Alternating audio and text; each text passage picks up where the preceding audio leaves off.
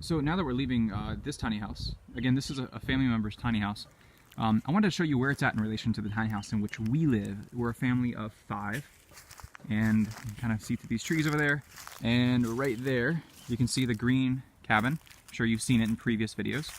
That is a 12 by 32 lofted barn cabin that we bought for $5,500 and finished out the inside. And I just wanted to answer some questions you guys asked me via the comments about some basic kind of fundamentals of where we get our water, where we put our waste, where do we get our electricity from, and so on.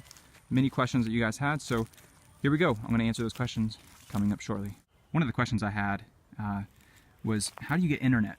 Where do you get your internet from? It's this thing right here. This is a satellite dish that's powered by HughesNet. HughesNet absolutely sucks. Don't get it. If you live anywhere that you can get anything other than HughesNet, do it. Because we live out in the sticks, as you can see. There's nothing around us for miles. They don't have the infrastructure out here yet to provide anything other than HughesNet, so we had to do it.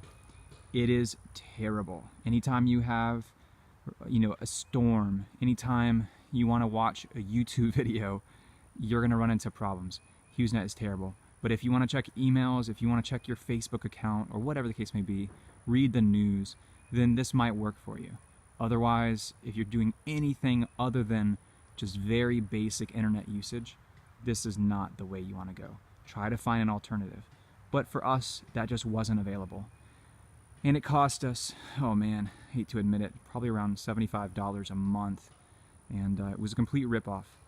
But it got us through, because we needed access to the internet. Just because of my job and everything, we needed access to the internet. So, a necessary evil.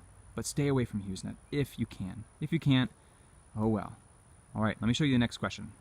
So the next question I had was, where do we get our water from?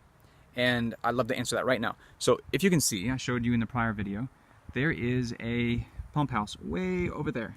And I ran a 300-foot water line, 3/4 inch PVC, all the way through the ground, trenched it in, and it runs right up to there.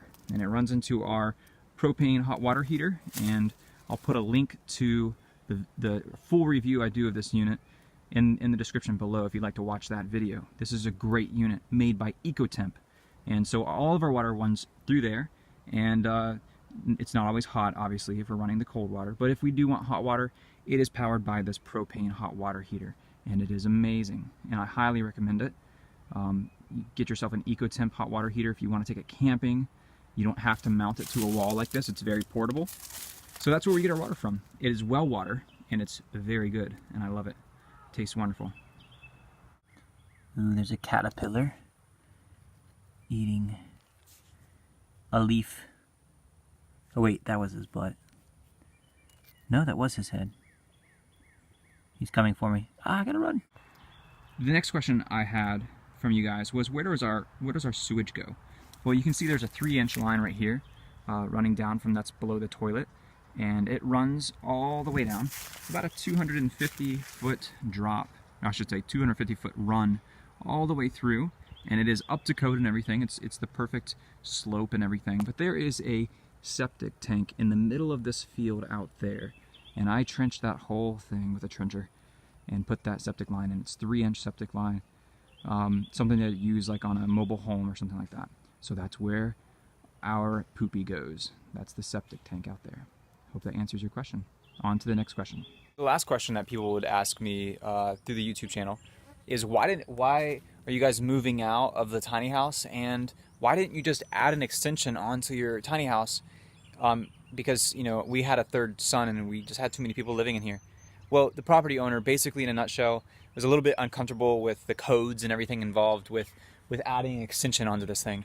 So we opted not to do that, and just kind of make sure that they feel comfortable with basically having a tiny house on their land. We kind of wanted to abide by their rules and didn't want to make them feel uncomfortable by adding an addition onto this. And all of the legalities that comes with that, we wanted to make sure we did everything by the book. So that's why we didn't add an extension onto this. Well, guys, thank you for watching this video. I hope that this answers some of your questions that you've asked. I know there's probably questions I missed, but I really appreciate it. Hey, if I deserve it, would you mind giving me a thumbs up? And if you have any other follow-up questions, feel free to ask them in the comment section, and I'll try to get to those as well. Thanks, guys, for watching.